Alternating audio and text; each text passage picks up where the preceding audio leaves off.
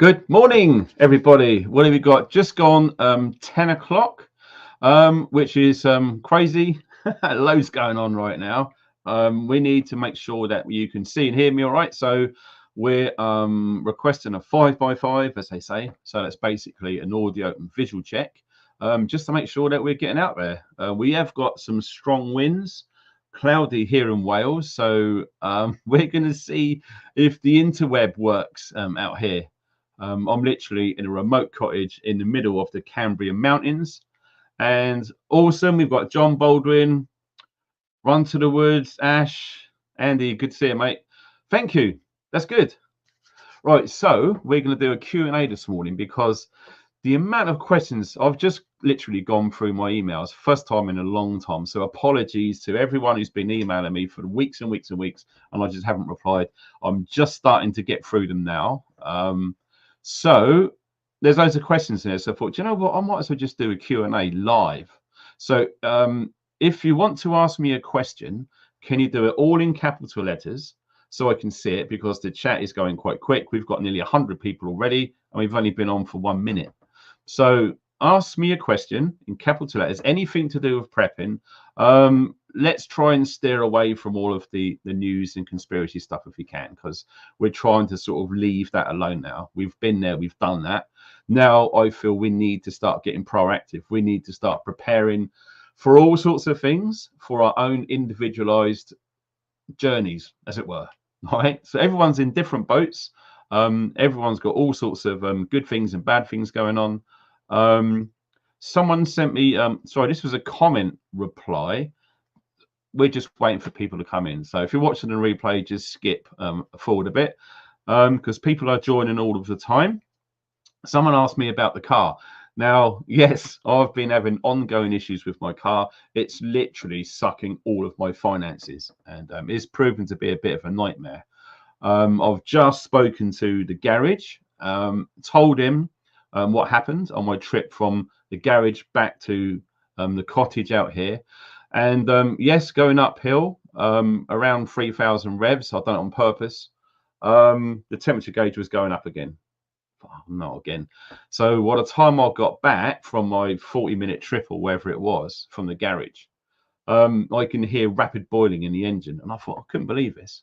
460 quid just spent yesterday to get the car hopefully fixed. It's still not right. Now, I've had so many, like I say, comments about what it can and can't be. Someone suggested that I undo the radiator cap, start the engine, and let it bubble, and hopefully if there's any trapped air, it will come out that way. I did see a video years ago on Chris Fix, really good YouTube channel about vehicles. And so if you're going to do something like this, make sure that the radiator is higher than the boot. So basically just park up on the slope, and or is it vice versa? I can't remember. I'll have to check. It might be facing downwards. So all the bubbles and that go to the front and it all comes out. Someone suggested I should check the cap on the expansion tank. Now that's something I've never done. So maybe I should do that. It doesn't sound like a good reputed garage.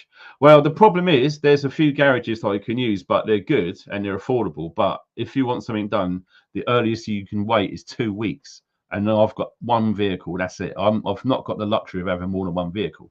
So the only place that I can take it to is this garage that I've been using. And they've tried everything they can and it's still not right. And, you know, I've said to people what's been going on, and they've all got their ideas.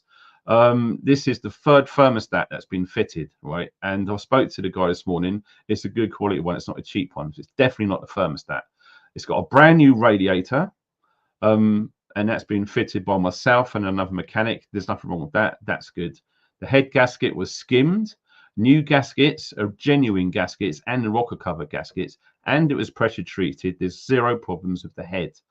What else is it? A brand new water pump was fitted as well. Coolant was topped up, running, but we still got problems. Okay. Check the hoses. It's harder than the other. Is one harder than the other? Oh, good question. So it's probably best to check that when it's at operating temperature, when it's warm, not when it's cold. So if one's harder than the other, what would that say? Will it need the hoses blocked there, making it hard? I don't know. It's definitely not a thermostat. So we're just going to talk about this just quickly whilst we're getting people in, because this isn't a live stream about my vehicle. It's a Mitsubishi Shogun, right? And the reason I got Mitsubishi is everyone in this like 10-mile radius, they've all got Mitsubishis. So I thought, well, due to the climate, lots of hills, lots of rocks, etc., they wouldn't all buy the same vehicle if it was crap. So that's what I decided to do. Do what the locals do, as Lofty Wiseman said. Tam says it's a blockage. Now, someone said, no disrespect, that sounds cheap for all that work. The work that I got done was supply and fit a water pump and a thermostat. The labour took 6.5 hours because he couldn't get the bottom pulley off. The reason they couldn't get the bottom pulley off is he said it's been leaking for a while. Lots of hot coolant has gone onto the pulley, and with the high temperatures, because it's overheating, it seized on, and they had to hydraulically remove the pulley. It was such a pig. After that, they've cleaned all the rust off because it was just literally seized, and it goes on and off easy now. So he's given me about 3 hours labour for free. It would have cost way more than 460 quid. The head gasket was like 1,200 quid to get done, and that was like Christmas last year, so it pissed on our Christmas really. And yeah, it's just been one frigging nightmare after the other. Because at the end of the day, because when you move from the city into a very rural, remote area, which I live in, a vehicle is everything. So if you've got no vehicle, you are done. You are literally surviving in a cottage miles and miles and miles from anywhere. You need a vehicle. So all of the money that I've been getting has been going into the car, and it's still not right. So he said, bring it in tomorrow. I can't do it today. It's fully booked. Leave it with him. He's going to give me a courtesy car, which is good, so I can get around. And he's going to get his thinking cap on to see what it could be.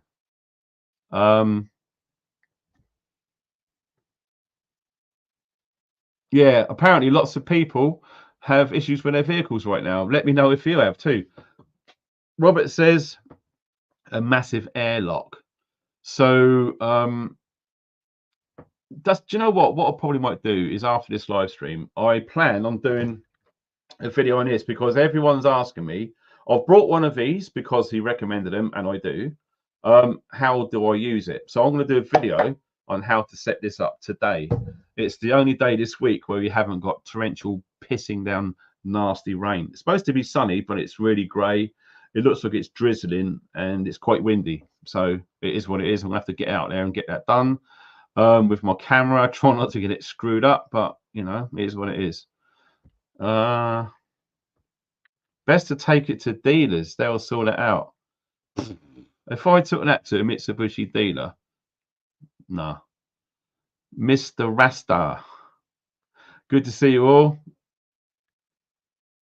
Mr. Rasta says, is it running warm? Yeah, basically, I turn the key, wait for the ignition coils, which is a diesel coil, and I'll start the engine and I'll leave it for what, 10-15 minutes, and the temperature gauge goes up to normal. It doesn't go above that. Okay.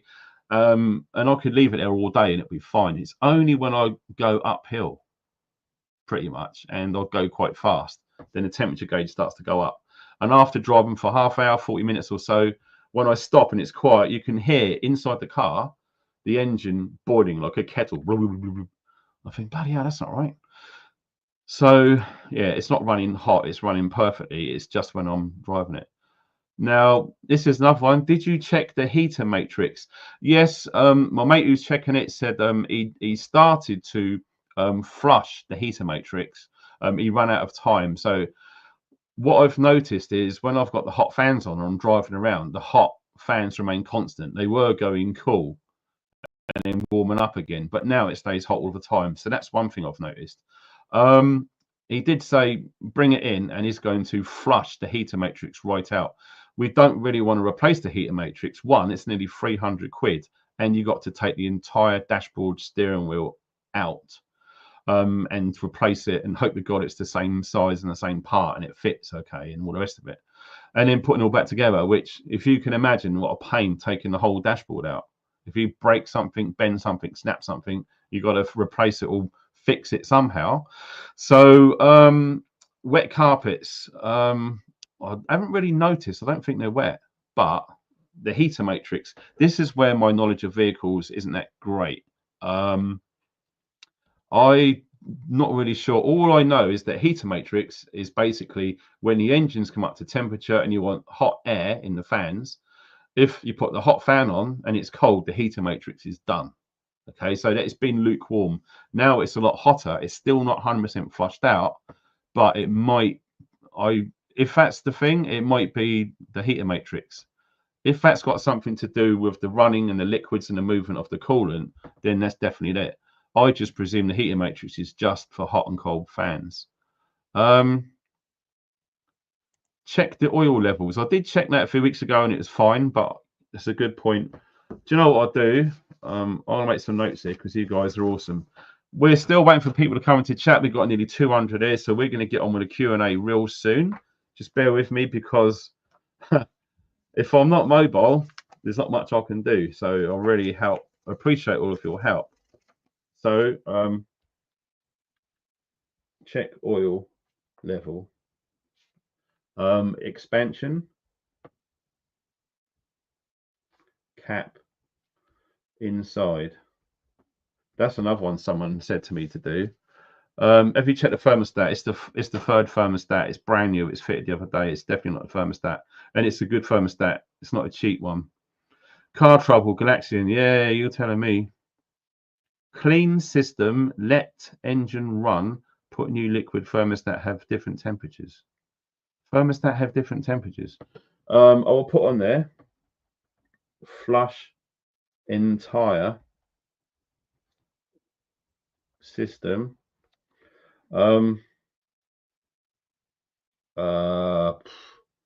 Remove air and bubbles. To me, that's quite an easy thing. Like I say, you just take the radiator cap off and let it tick over, and then all the air bubbles will come up. What's this? Worried if you're hearing the engine boil, you have a warped head again. Well, do you know what? Funny that, because when they done the head gasket, they did said it was warped. They put a new gasket in there. They pressure checked it, and everything was fine. If it's the head again, then it's only a year old. Then I'm gonna have to get rid of the car, find loads of money, and get a new one or a different car. So honestly, if they need to literally strip the whole engine apart just to check the head, that's going to cost a fortune. And if there's something wrong with it, then I've spent shitloads of money on that. Boiling engine, get compensation on all 4 cylinders. No. Did they skim the head? Yes, they skimmed the head. It was perfect. They put a genuine Mitsubishi gasket in there and the rocker cover gasket, put it all back together again, tightened it all up, and they pressure tested it and it's perfect. It's definitely not the head. All right. It's not the head.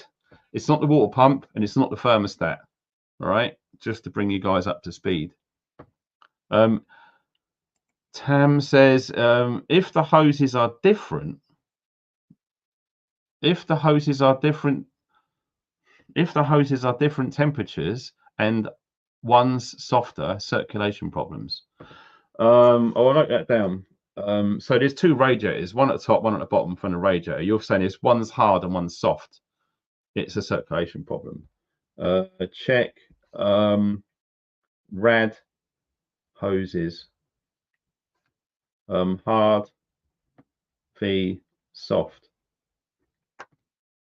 Radiator blockage. Well, the old radiator, the one that bust, had 2 loads of really good quality rad weld in it. So maybe it just needs flushing. Radiator blockage. It could be. It's a brand new radiator, by the way. Someone said it as an airlock. They've had the same thing. Any oil in the coolant? Check oil in coolant. I don't know how you check that unless you like drain the whole system and then see if there's oil coming to the top. That's going to take time. What Mitsubishi is? It's a Shogun 2004 2.5 turbo diesel sport.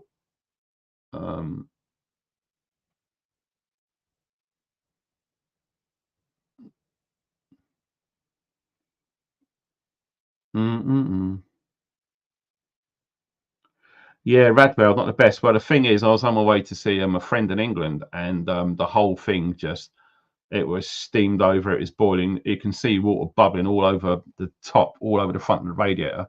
RAC guy come, he put them this Radwell stuff in there and started it up, and it stopped all of the bubbles coming out. So, oh, great. So he followed me for a length of time, and when I stopped at my destination, he gave me another bottle. And the next day I poured all of that in, and it was enough to get me to drive like 400 miles without any problems. So it saved my ass. So now that I've got a new radiator, new thermostat, new water pump, maybe there's remnants of Radwell still in the system. I don't know, possibly. Maybe the whole thing needs to be flushed and refilled again. Oh, thanks, John Baldwin, for putting the mailing list on there. Do you know what? Someone just emailed me 3 emails, the same question. Said, can you add me to the mailing list? I don't know why people... Mitsu is rubbish. Well, I'm soon finding that out. I've had Toyotas and they've been awesome. But the reason I got Mitsubishi is because every farmer and worker in this area all have Mitsubishis, and there's no... They wouldn't buy... None of them would buy them if they were that crap. Warhawk says, take it to Mitsubishi. Honestly, they'll locate the problem straight away. It may cost, mate, it's cost me like $4,000 in 2 years. So there's no way I can't spend any more. As simple as that. Toyota was great, but the parts are well expensive, and they're expensive for a good reason. They're well made and they last for a long time. A good flush. Check the water pump belts and cooling fans. Okay.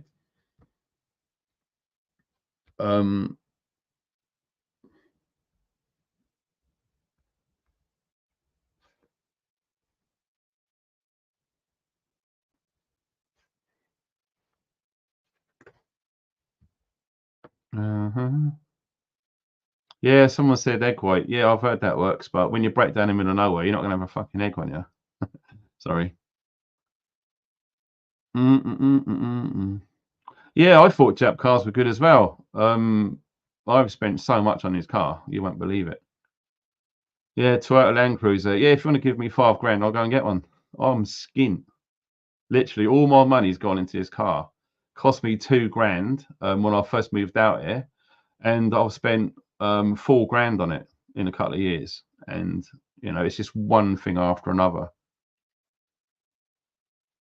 The oil will look frothy or milky on the dipstick. Then you have water in the oil. Yeah, I know that, Eric.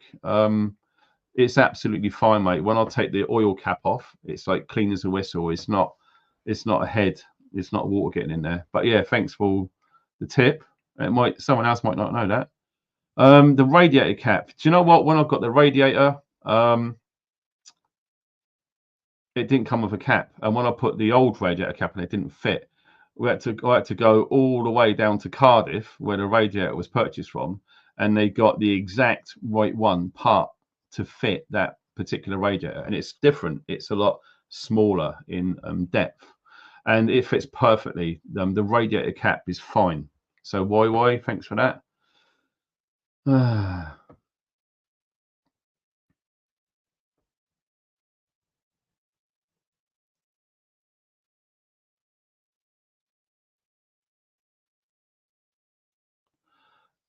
FMC, yeah, it's not really helpful. I know.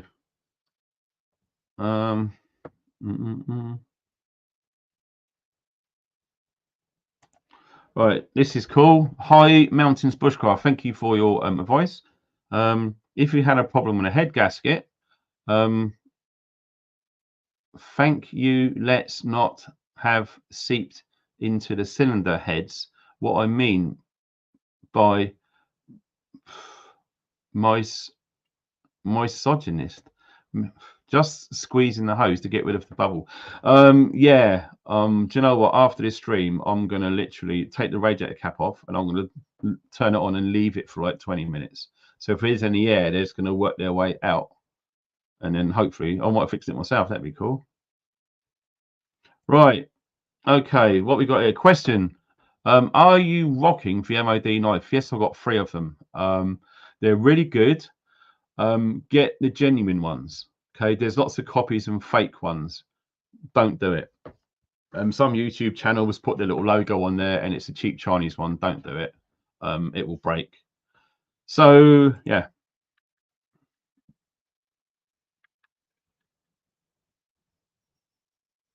This is interesting. Compare cap pressure markings.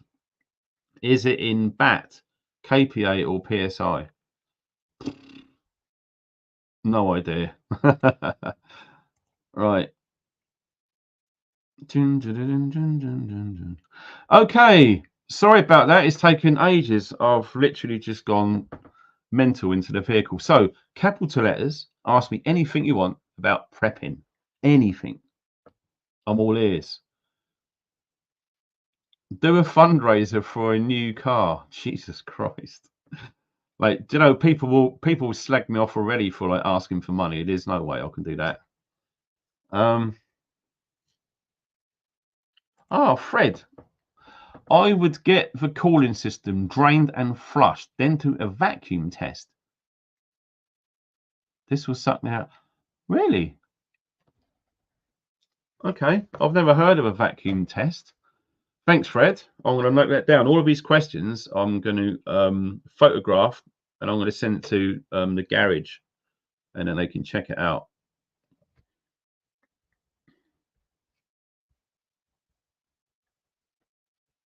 And vac test. Awesome, Fred. Appreciate that. How about the smell? Well, what was happening? It smelled like dusty boiling water coming through the vents. I haven't had it long enough since it's been fixed to see if there's a difference. But yeah, good point. Good point. Thanks, Eric. It was brand new coolant that went in. It was about 60% coolant and 40% water. And the water, which I have here is from a borehole, it's got no lime scale or crap in it. Okay, it's pure water. And it's that expensive pre-stone. And it goes down to like -40 or something. You can buy it. Tesco's it as an offer. I think it was 4 or 5 litres, which was 10 quid. So that went in water. So that's what's in there at the moment.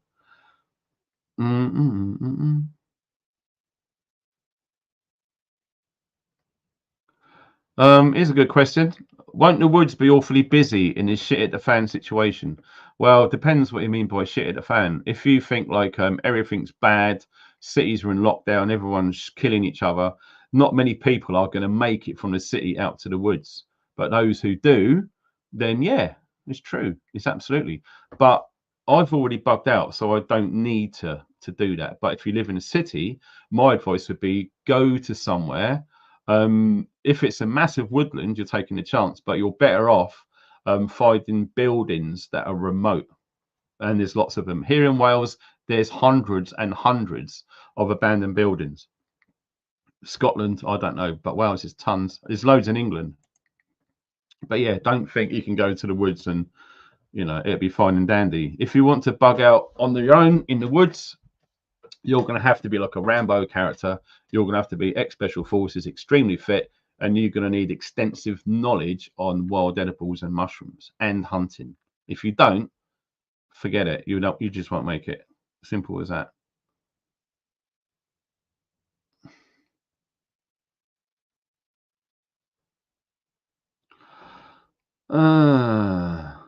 Right. Here's a good one. Andrew Taylor, recommendations for freeze-dried foods and organic seeds. Well, I can help you out there because there's a link under the video, and it's a friend of mine or a trust of my life. Okay, he's down in BRECON, and he's spent a fortune on a freeze dryer.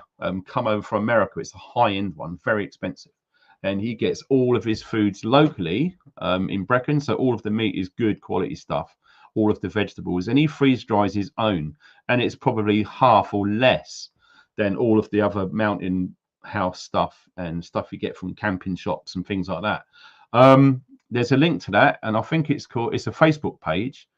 But yeah, check out the link in the description underneath. It said FB in capital letters, and there'll be a link to it. You can contact him. He doesn't take money. You can barter, swap, trade. So you can go there and you can take loads of stuff that you want to pass on. He will check it over and he'll work out, and you guys do a deal. We're trying to do communities where we don't need money, or if you want to give money, you can pay for it like that. Organic seeds, right? Organic seeds, right? I can absolutely recommend these.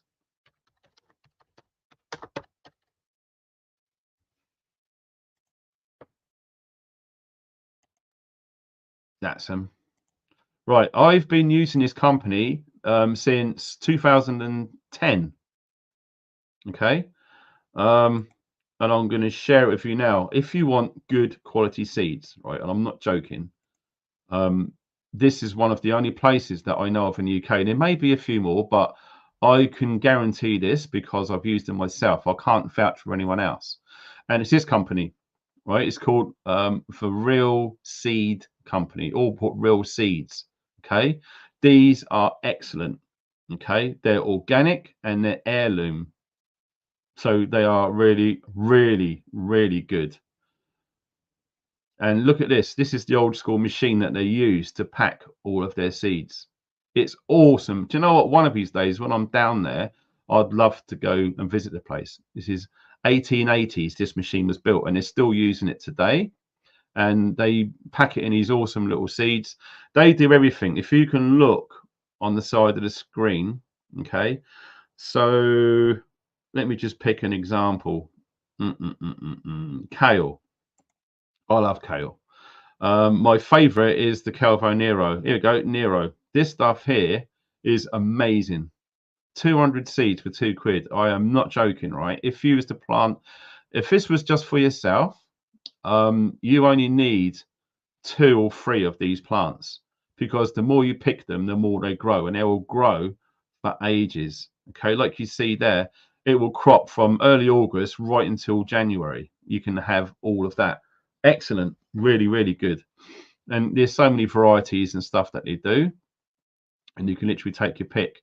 They're all organic, they're all heirloom, there's no GMs, there's no bullshit in there. Okay, it gives you tips of how to save the seeds as well, and it's brilliant. I'm not joking. It's an excellent place. Okay.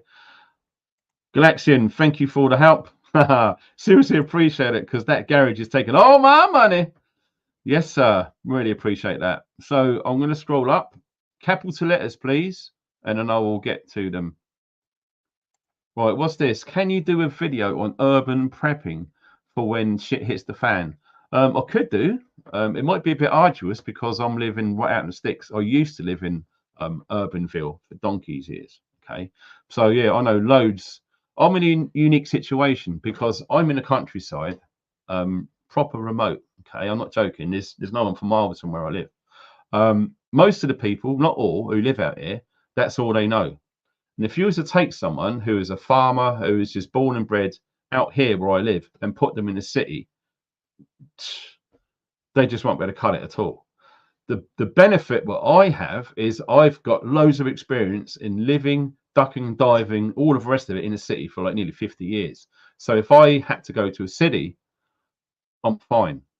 So I'm in that unique thing. The only thing is, to balance it, I need to spend the second half of my life in the countryside. So I've got a real good balance.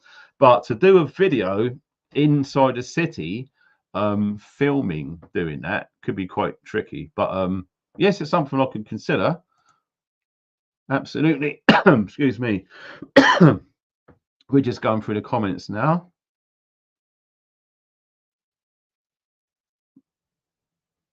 There we go. Question: what is the first rule of prepping?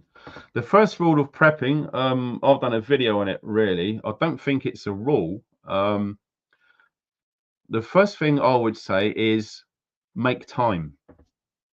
Okay, when you look at everything, if you don't make time to prepare, then you're not going to be able to. And one of the things which literally sucks time is what? Your smartphone, your freaking television, okay, screens. They will suck time out of you like anything else, okay? That would be the first rule of prepping, is find time so you can plan. That's what I would do. Around that area would be develop your intuition, your instinct, because if you're prepping, if you've got no intuition, you're a dead duck. You're a dead man walking, pretty much. Are EMFs responsible for ash dieback and bee deaths? No idea. Maybe the crap they're spraying in the air has something to do with it, and HARP as well. Right, here we go. And Andrea says emergency heating when you have no ventilation or flue, can't afford Cala.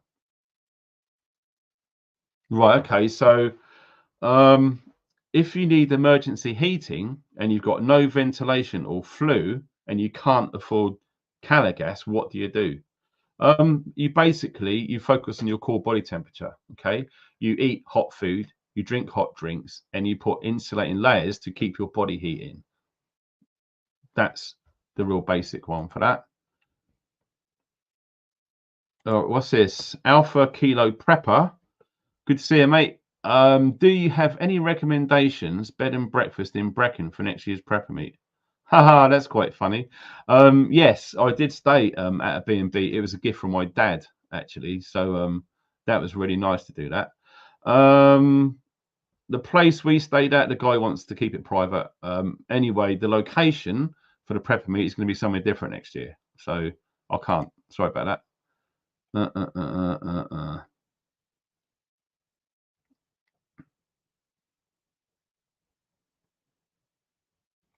Right. Do you know what this is one? Tea lights and candles in a terracotta pot make a heater. Yes, I've seen videos on this. I've done it myself. And my conclusions for that is complete bollocks. It really is. Unless you're sitting in a very, very small room, like a toilet, and you've got like 5 candles in a terracotta pot, it's going to make a temperature difference other than just the candles by about half a degree. It's pointless. So no, I think it's just a myth. I've tried it and I didn't notice any difference at all. If you don't believe me or whatever, try it yourself, and then you'll probably see what I saw. It looks good. That's why I tried to do it, and it's bullshit. It really is bullshit, honestly. Here we go. The first rule of prepping, and for me and most preppers, is silence means security. OPSEC, keep your mouth shut. Yeah, true, absolutely. Some people have criticised me in the past. They said, you know, if you're a prepper and you're doing all of this and the other, well, one, if you're a prepper, and this is the rule that I do, never disclose your location. Okay, never. Rule number 1: never show or tell people all of the things you've got. I've never done that. Have you ever seen me do a video of a tour of my prepper pantry, etc.? No, and I never will. Every time I do wild camping, especially local where I used to live, I used to drive in different directions, film some of that, and me and Roach used to do that. And he's done SAS selection, right? And he says, smoke and mirrors. Don't tell people where you are. Give people false trails. So OPSEC, yeah, absolutely. OPSEC is military term for operational security. Basically, careless talk costs lives. Okay, I can advise people. I can share things that I've learned, but you're never going to find out quantities and locations from me because it's no one's business. And I think we should all do that. Kelly, hot water bottles, yeah, absolutely. In fact, I've got 2 in my bed right now. Because I've had no firewood or no fire to heat this house up for 10 days now, something like that. I've been using my preps. I've been using my gas bottle heater, and I've been using my paraffin heater. And it's been good to get them out of storage, give them a dust down, clean up, a little service, and use them. Okay. I don't see many preppers showing that they're using their kit. They're showing something brand new and shiny, but you never see it working, or you never see them living with it. So that's what I like to do. I like to research, to get stuff, to try it out, if I feel it's got value and it's worthy of a space and time in my life, then I will use it. I will use it. All of my knives, every single one of them I've used, and I've got lots. Okay. I'm not one of these guys going to get a knife, oh, well, that's pretty, and put it away and forget about it. I use everything. Okay. Hot water bottles, yes. Amazing. And you know what? Even Rachel, my partner, she's on here now. She said, you know what? Hot water bottles are great to warm the bed up and to sleep. Absolutely, because it will heat up your body temperature when you're asleep, when the temperature is cold. But even now, I could, if I wanted to, have a hot water bottle on my lap. Okay, I could put it on my core and put a coat around me, and it will warm me up if I'm really, really cold. So yeah, hot water bottles are fantastic. If you're a prepper and you've got no hot water bottles, shame on you. Get it sorted. I'm not joking. They are so useful, like you wouldn't believe. What's this? Ruth says, old wives' tale, you can't turbocharge a candle. I've got no idea. Okay, so it looks like people aren't asking questions and calculators, so I'm going to have to read through all of them.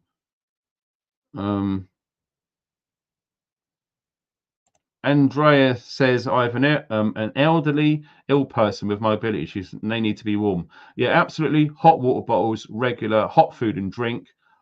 Make sure that they have layers to keep them warm. Okay.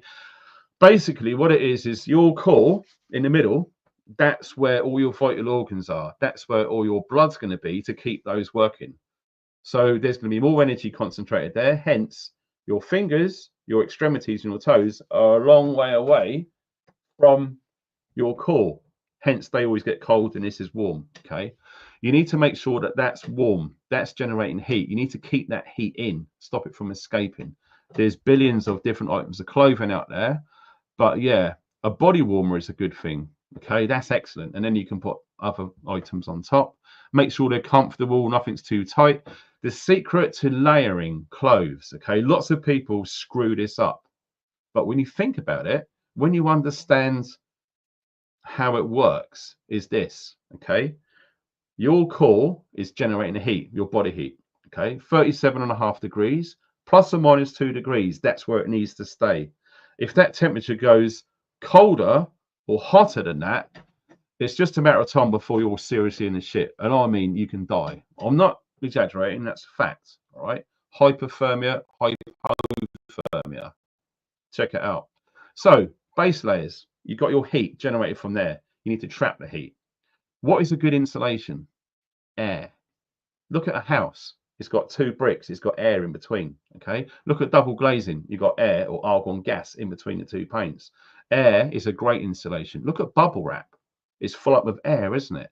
So if you can get air, trapped air between each layer, so you've got like a quite a tight, not really tight, like a base layer. Okay, that will absorb moisture and sweat, evaporate it. The next layer is going to be a little bit bigger. Okay, so you've got a bit of air in between it. Then the next layer is going to be even bigger to trap the air.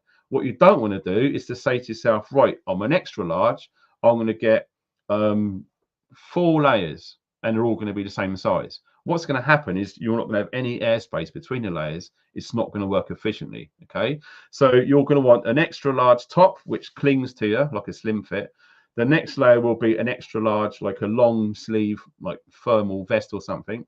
The next layer will be extra, extra large, and so on. Okay, that's the only way it works, if that makes sense. Martin says, oh, bum, I'm late. Welcome to the fantasy zone. Good to see you. Kung Fu Cobbler. Yes, always. I always make sure I do videos around this time of year. Look out for elders. Absolutely. They need our help. You know, they are awesome people. All of them deserve respect. So we need to keep an eye on them for sure. Hot water bottles. Yeah, there's big ups to hot water bottles. Wool jumpers. Yeah.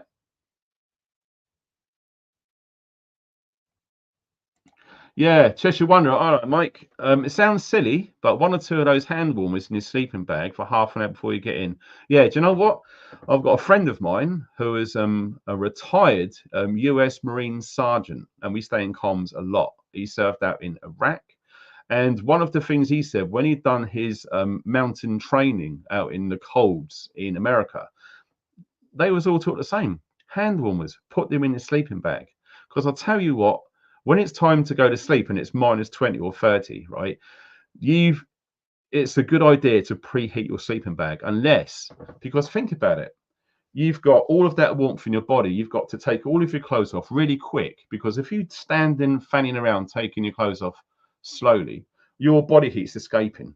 Okay, so you've got to get all your clothes off really quick, get into your sleeping bag.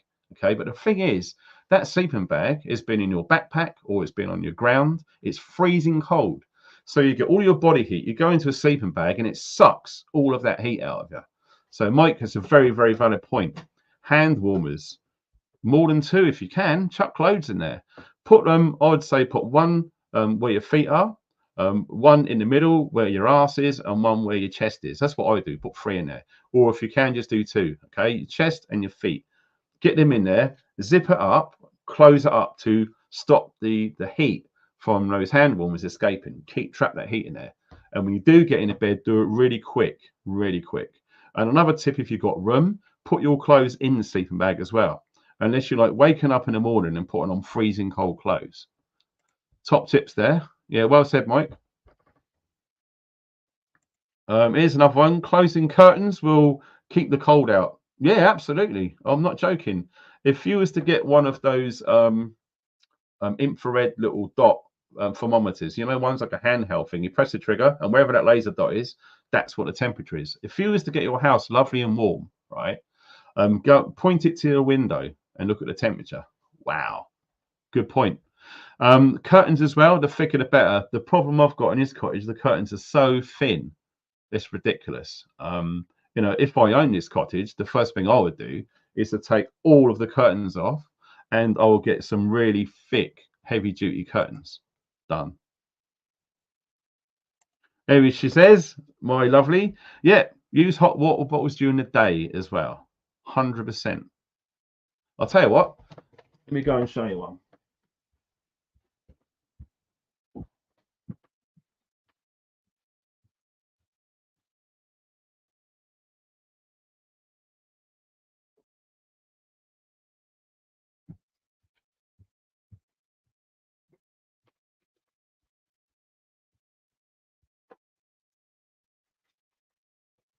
There we go, fellas. Look, 2 hot water bottles.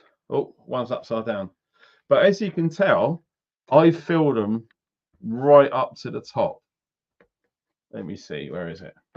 So look how thick they are, right? I've never had a problem with a hot water bottle bursting in my life ever. Okay. So basically, yeah, fill the kettle up as much as your kettle can handle and hold it at the top like that. You've got like that section there which you can hold, all right?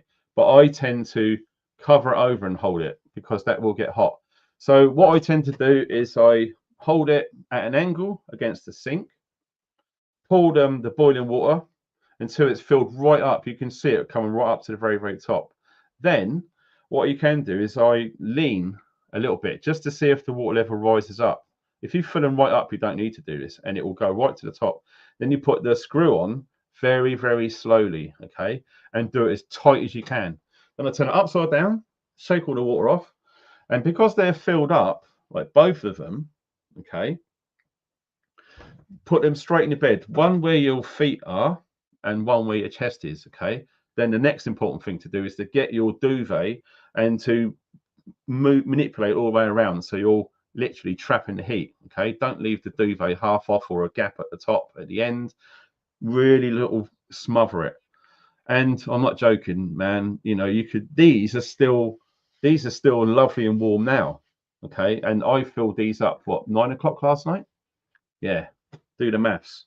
That's 13 hours, nearly 15 hours, 14 hours already. But yeah, you could use them in a day. And do you know what, darling? Yeah, I'm going to stick them on my lap because it is a bit chilly in there. There you go. All done. But no, it's true. And listen, if you feel embarrassed or whatever about using hot water bottles or whatever, don't worry about it. At the end of the day, you're warm. Ruth says, where can I get antibiotics in the UK off script under the counter for medkit? Well, if you think I'm going to answer that on a public forum, you're crazy. Honestly. I'm swear some of these people are agents trying to trip me up to get me done.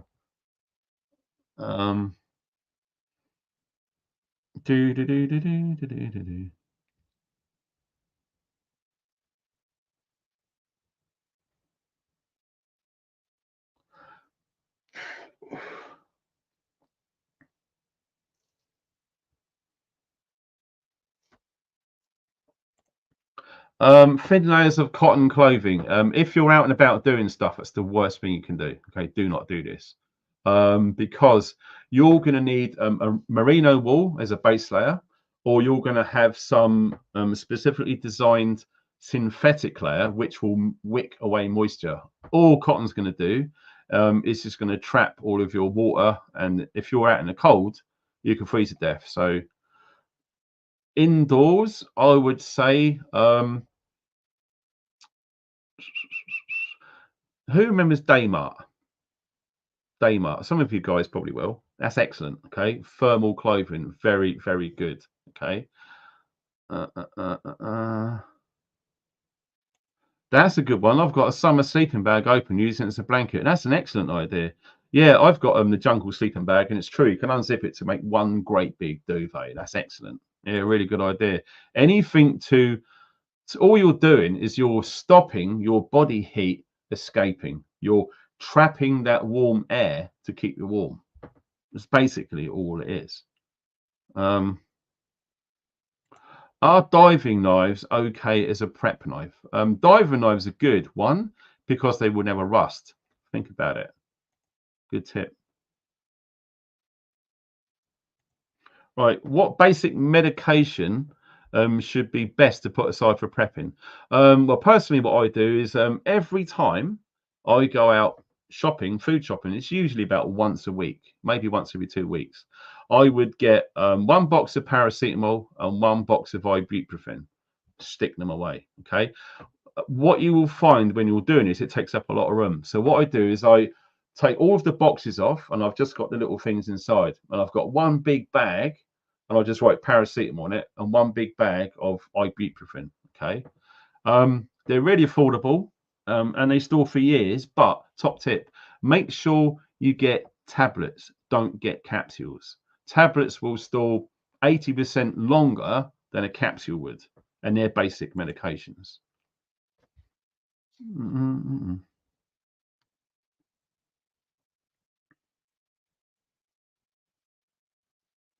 Right, we're just going through the question now. How do we obtain antibiotics? That's probably a black market thing. I'm not going to be talking about that on here because I'll be in big trouble. Apparently, I've heard fish mox is good. Fish amoxicillin, so aquatic places. I can't vouch for it. I've never done it, but it's just what I've heard.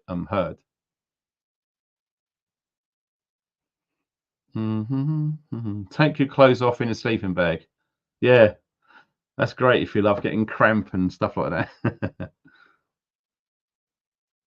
Right, Alex, I'm on a few medications but can only get 1 month's advance of doctor. How do I get more? This is not coming from me. This is what I've heard. Okay, whether it works or not, I don't know, and it's up to you if you want to try it. Right, just say for an easy description, right? Your medication, whatever it is, there's 30 tablets, and that will work for 1 month. Okay. So what you could do, from what I've heard, is when you put your prescription in, do it like 5 days before they actually run out. Okay. So on the 25th day, you put your prescription in. It might take 2 or 3 days for it to come through. And what you're going to find is you're going to end up with 2 extra tablets in the same month period. And if you keep doing that over a year, well, 12 months too, you're going to get 24. You're going to get a whole month's extra supply. That's just what I've heard. Whether it works or not, I don't know. I really don't know. Zippo do a great hand warmer. Yeah, they're really cool. I've got 3 of those now. In fact, you know what? I should do some videos in this because not everyone is aware of all this stuff. So I've got lists everywhere. Let me see, because no, it's a good idea.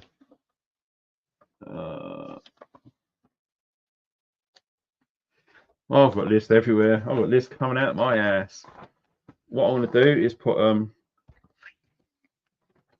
this is all live and raw. This is what people like. People don't want all that high polished, presented, amazingly high quality videos, but the presenter's a dickhead. So yeah, we're keeping it real, right?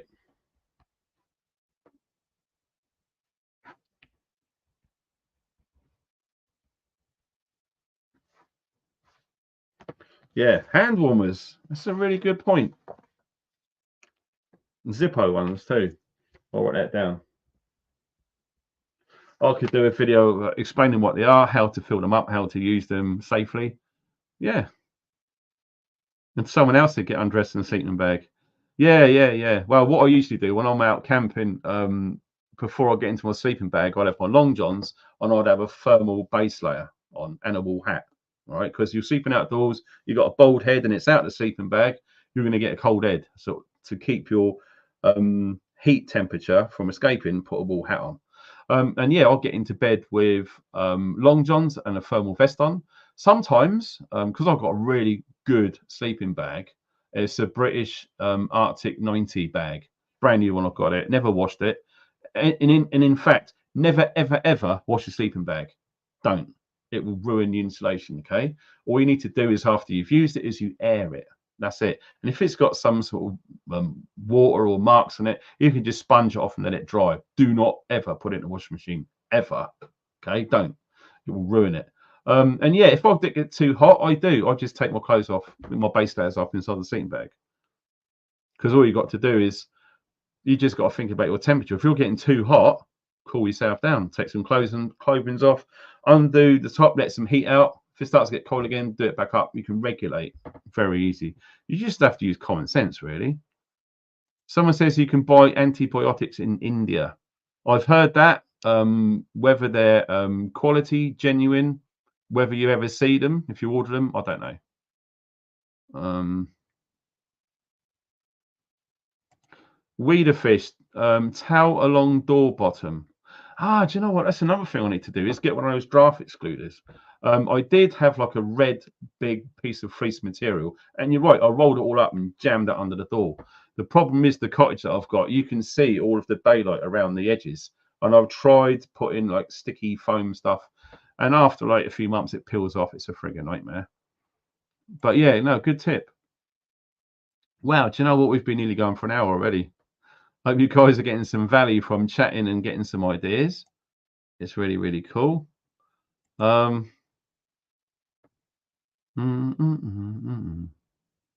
Look for natural medicine antibiotics. Antibiotics. Apparently, I think willow bark does. But here's the thing, right? Here's the clincher, right? It's all well and good, right? And I'm not knocking the natural world with pharmacy. I'm not knocking it at all, right? Let me put this question to you. Have you ever experienced toothache, like really bad toothache? Okay. If you have, and you want to try taking some herbal stuff, from my experience, the only thing which has some sort of effect, but not very much, is clove oil. Okay. If you want to try and do natural antibiotics when you've got extreme toothache, in my experience, nothing works. Antibiotics, I know it's devil, it's evil, it's bad for you, but it's the only thing which will kill off the bacterial infection, which is what it is inside your mouth. So just be careful, right? It's, like I say, it's all well and good saying, yeah, have natural antibiotics, but when you've got toothache and you're having this natural stuff, trust me, nothing works instantly. The only thing with natural stuff, it takes a long time for it to get into the body and to start working, and then you've got to get the dosages right and everything. And when you're suffering in pain, not many people are prepared to spend 2 weeks waiting for these natural products to start working within them. So, yeah, that's my 2 pence, isn't it?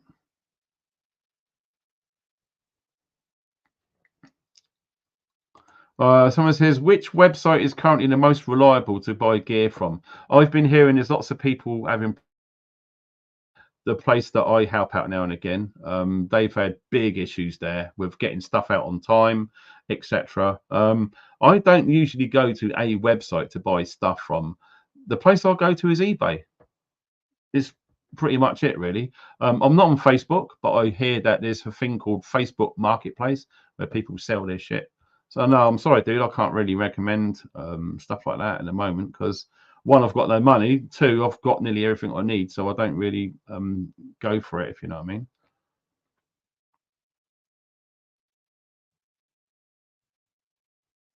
Rosemary Griffin, hi Rose. Plenty of miniature hot water bottles in the sleeping bag.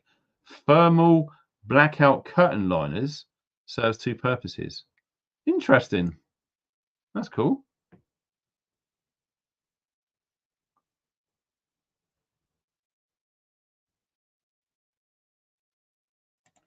Oh, this is interesting. Before using hot water bottle for the first time, pour a splash of oil, veg or baby oil, down the spout and it will perform its magic. So the bottle lasts longer. It coats the rubber. Never heard of that before. Interesting.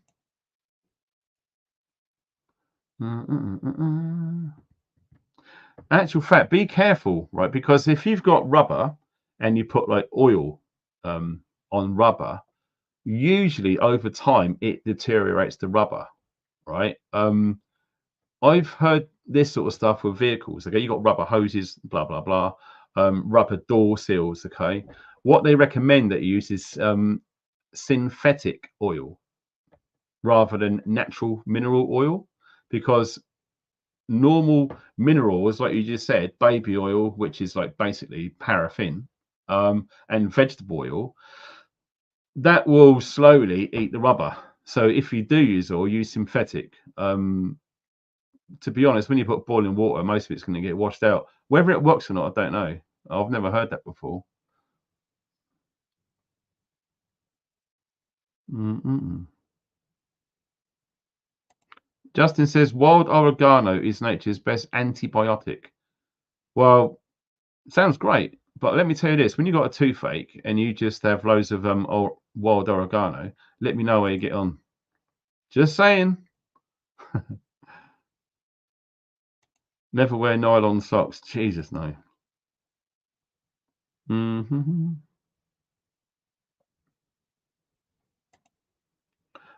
Could you slip some coins, copper coins, into a hot water bottle to help it stay longer? I doubt it, dude. Nice idea, though. I see where you're coming from. Yep. Hey, darling. Yep. Hit the like button. That's really cool. Mm-mm.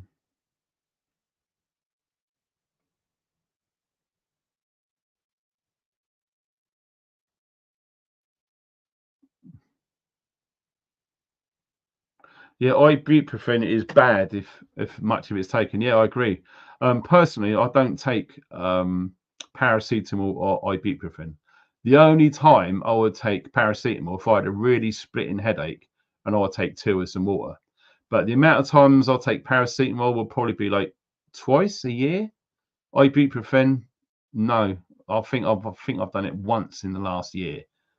That's it. But yeah, I agree. If you're one of these people that have regular, that is really, really bad for your liver and kidney too. Um, I'm just going through. Can you purchase antibiotics online? I'll be very skeptical because they're controlled in the UK. You can in America. If you're in America, you can buy antibiotics without a prescription, I believe. I could be wrong.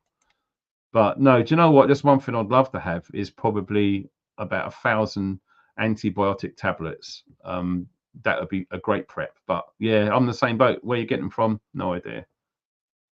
Um, Hi, Liz. Moaning. Good morning. No one's moaning here, honey. Here we are. Rosemary Griffin says, my best friend's husband is a pharmacist, and he said most medication keeps up to 30 years except antibiotics. The reason is the date for you to buy more. This is a really good question, because a long time ago, I had a paramedic come around to the house I was living at. And I said to him, can I just pick your brains on something? He said, yeah, certainly. He said, it's about like tablets and medicines and stuff. He said, do they really expire and you have to throw them out, or are they still okay?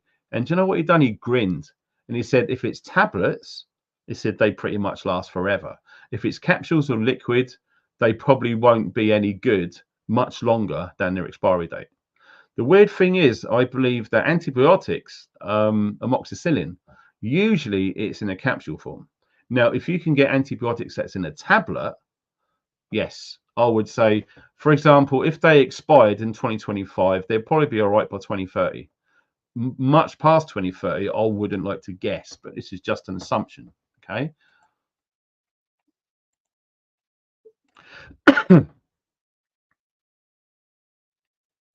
Just the best. Alexander, thank you for that help on PayPal. Bless you. Really, really appreciate it. I'm serious, because yeah, really in the shtuck money now. In fact, what you got 11 o'clock, I'll best get out and get this video done, because you guys are asking me to do a video about this, so it's only fair. I've told loads of people to go and get them, because I believe in them. Yeah, I need to make a video. Someone by Kelly said, I paid 40 quid for antibiotics online from Harley Street. Wow, really? Blimey. Yeah, Mike, you're absolutely right. Don't store sleeping bags compressed, leave them to air. Yeah, my one's just hanging up in the bedroom. I never compress them. In fact, that's one of the biggest questions and issues that I have in the prepping community, is when people have a bug out bag, they've got all of their sleeping bag compressed, stored in the bag, year after year after year. Not a good idea. No, you're absolutely right. What basically what Mike's saying is if you've got all of the what do you want to call it? The fibers, the particles that is in between the outer and the inner layer of your sleeping bag. Okay, what that's designed to do is to trap air in and around those fibers and things. If you compress your sleeping bag, okay, and it's stored there for a long time, when you take it out, sometimes they never fluff back up again and give you that lofting space in between. You're destroying the insulation properties. So yeah, hang them up, or if you can, lay them down flat on top of a wardrobe or somewhere. But be wary, if you're going to put them in a loft, check you've got mice, because if you've got mice and you put a sleeping bag in a loft, you go and check it a year later, it's going to look like a tea bag. All right, you're going to shit yourself. It's not good. Sleeping bags, whilst on a subject, personally, I always get a 4 or even 5 season sleeping bag. I have got a jungle one, which I think I've used once. Okay, get the best sleeping bag that you can afford. My personal thing would be a British Army Arctic sleeping bag, 1990 or thereabouts. Okay, I've worked at a place, which some of you know, a few years ago, and they had about Arctic sleeping bags. They had about 6 different types. You wouldn't believe it. Luckily, the one that I chose years ago was the thickest and the heaviest one that offers the best insulation. So yeah, it's always best to physically look at a sleeping bag. If you buy them online, you are taking a risk. Another thing which I fell for was a good company called Corinthia. They done a sleeping bag called Defense 4. I naively bought it, believing that 4 is for 4 seasons. Guess what? Newsflash, it's bullshit. It's a 3-season sleeping bag. So if you think you're all that because you've got an expensive Corinthia Defense 4 sleeping bag, well, if you're anything like below -10, you're going to be in the shit. Simple as that. It's a 3-season sleeping bag. It is not a winter sleeping bag. So please don't do it. Oh my God, Funky Spice recipe. That is a secret. You should know that. Wow, that's a blast in the past. I remember doing that video a long time ago now. Good to see you on air.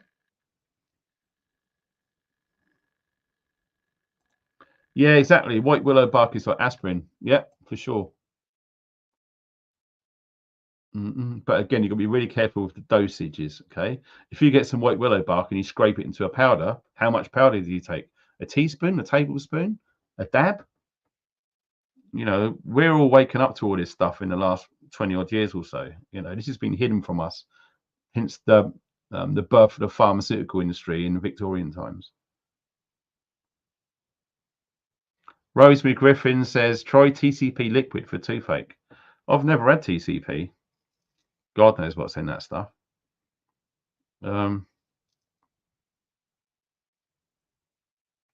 Yeah, I think we're referring to the hot water bottle thing. Yeah, it's silicon based, so synthetic. Yeah, if you do fancy coating your hot water bottle, synthetic. Someone sort of Lion Gate says WD-40. No, definitely don't put WD-40 in a hot water bottle. WD is water displacement or disbursement. So yeah, it will stink and all. Don't do that. I've just used hot water in mine. I've never had an issue ever. So baby teething gel. Oh my god, remember teething gel with kids? Yeah, I know. Interesting though. Maybe it'll work with toothache. I don't know.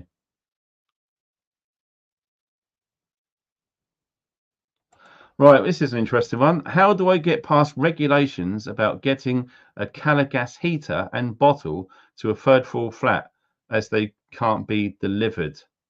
Um, this is just right here. This is not what I'm telling you to do. Regulations, well, at the end of the day, it's your choice. You're either going to be cold or be warm. So if you want to get one and you feel you're going to, I would say go for it. Okay. If you've got a third floor flat and they can deliver it there, but you have to be outside and take delivery of it. Okay. If you're disabled or elderly, maybe the person who delivers it might be kind enough to help you with it. But get it into the lift if you've got one, get it up there, and then you're good to go. Ask for some help if it's too heavy. But if you do decide to do this, please make sure that you buy a carbon monoxide detector first. If you're renting this from a council, you should already have one in there. If you do, test it. Climb on a chair, press the button, leave it for a second. It should do a beep or a series of beeps. If it doesn't, contact your council or whoever's giving you the property, if it is, and tell them, and they should replace it within 24 hours. Okay, it's a legal thing, but that's just my advice on it. The best painkiller is weed. Oh shit. Have you thought about doing live streams on your wild camps? I did think about it, but the problem is every single place that I've wild camped, there is no network, no signal whatsoever, so it's impossible. But yeah, it would be cool, wouldn't it? Twitch. I've heard of Twitch, but I'm not entirely sure what it is. Either way, it's going to require an internet connection. And in the woods, the places where I've always been, there's zero, so it can't be done. Can you do a video on where to buy sleeping bags? I will go to surplus places. Let me see.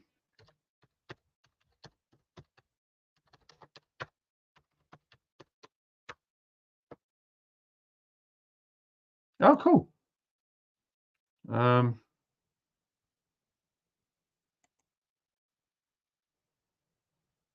Lightweight sleeping bag, compression sack. Oh, that's a shame. The place where I got mine, I've just gone on there, and they don't really do them. Strike Force Supplies. Yeah, let me show you. This is where I got mine from. The guy's called Jasper, and I met him through Scott Wessex Blades. This is where I got my Arctic sleeping bag. Freaking really, really good one. But it looks like they've got a lightweight sleeping bag, which is going to be shit really for cold weather. And the sleeping bag liner is no good. A compression sack and another compression sack. It looks like they haven't got any, which is a shame. But you could contact them. There's the telephone number on there, or just go into Strike Force Supplies. Send them an email if there's a contact thing. Yeah, see if he's got any British Army Arctic sleeping bags. Tell him you heard about it through Funky Prepper and Scott Wessex Blades, and he might better help you out.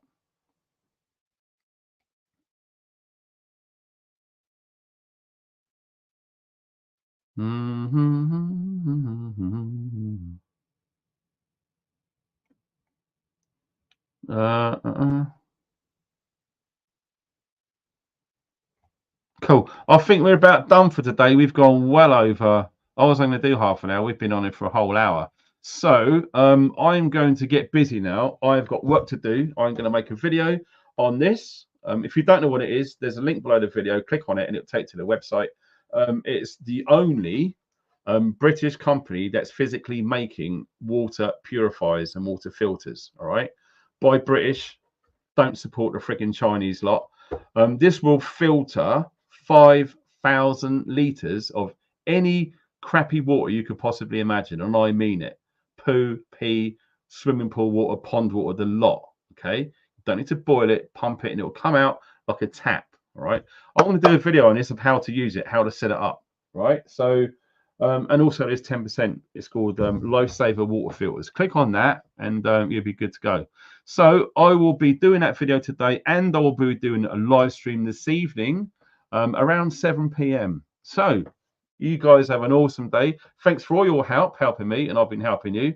It's kind of cool, isn't it? Brilliant. You guys take care. Thanks for watching, and stay funky.